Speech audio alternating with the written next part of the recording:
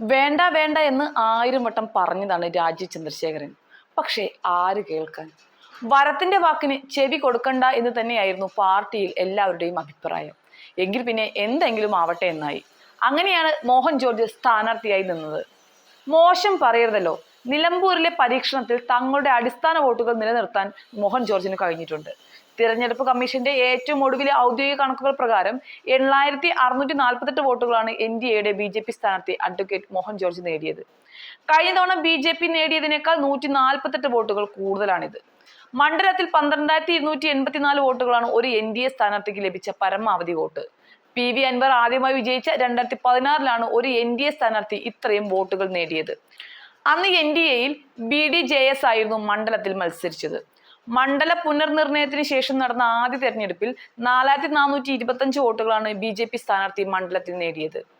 തൊട്ടടുത്ത തവണയാണ് BDJS സ്ഥാനാർത്ഥി അത് 12000 ഉയർത്തിയത്. വീണ്ടും BJP സ്ഥാനാർത്ഥി മത്സരിച്ച് 2021 8500 കുറഞ്ഞു. ഉപതെരഞ്ഞെടുപ്പിൽ മണ്ഡലത്തിൽ മത്സരിക്കുന്നതിൽ BJPയിൽ ആശയക്കുഴപ്പമുണ്ടായിരുന്നു. നിയമസഭാ തെരഞ്ഞെടുപ്പിന് മാസങ്ങൾ മാത്രം ശേഷിക്കെ നടക്കുന്ന ഉപതെരഞ്ഞെടുപ്പ് അനാവശ്യമാണെന്നായിരുന്നു BJP സംസ്ഥാന അധ്യക്ഷന്റെ നിലപാട്.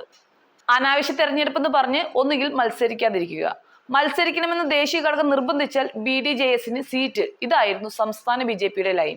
NDAക്ക് സ്ഥാനാർത്ഥി ഇല്ലെങ്കിൽ വോട്ട് മറിക്കൽ ആരോപണം BJPക്ക് നേരിടേണ്ടി വരുമെന്ന് ഒരു വിഭാഗം നേതാക്കൾ ചൂണ്ടിക്കാട്ടുകയുണ്ടായി. എന്നാൽ പിന്നീട് നടന്ന കോർ കമ്മിറ്റിയിൽ മുതിർന്ന നേതാവ് കുമ്മനം രാജശേഖരൻ പാർട്ടിയുടെയോ മുന്നണിയുടെയോ സ്ഥാനാർത്ഥി മത്സരിക്കണമെന്ന ആവശ്യമുയർത്തി. മലപ്പുറത്തെയും നിലമ്പൂരിലെയും നേതാക്കളും സ്ഥാനാർത്ഥി വേണമെന്ന് വാശി പിടിച്ചു. ഇതേ തുടർന്നാണ് മത്സരിക്കാൻ തീരുമാനിച്ചത്. മത്സരത്തിനിറങ്ങാമെന്ന ധാരണ രൂപപ്പെട്ടതോടുകൂടി 2016 കളത്തിലുണ്ടായിരുന്ന BDJSന് സീറ്റ് നൽകാമെന്നായി ധാരണ. എന്നാൽ BDJSന്റെ സമ്മതം വൈകിയതോടുകൂടി വീണ്ടും അനിശ്ചിതത്വത്തിലായി. അപ്പോഴേക്ക് BJP സംസ്ഥാന അധ്യക്ഷൻ രാജീവ് ചന്ദ്രശേഖരൻ 3 പേരുകൾ തട്ടിക്കൂട്ടി കേന്ദ്ര ഘടകത്തിന് അനുമതി നേടിയിരുന്നു. മോഹൻ ജോർജിന് പുറമെ ന്യൂനപക്ഷ മോർച്ച നേതാവ് അജി തോമസ്, 2016 മത്സരിച്ച BDJSലെ ഗിരീഷ് എന്നിവരായിരുന്നു പട്ടികയിൽ ഉണ്ടായിരുന്നത്. ഇതിനിടെ കേന്ദ്ര ഘടകത്തിന്റെ നിർദ്ദേശം വന്നു. BJP മത്സരിച്ചാൽ സ്ഥാനാർത്ഥി ക്രൈസ്തവ വിഭാഗത്തിൽ നിന്നുള്ള ഒരാളായിരിക്കണം. ഈഴവ സ്ഥാനാർത്ഥിയാണെങ്കിൽ BDJS മത്സരിക്കണം.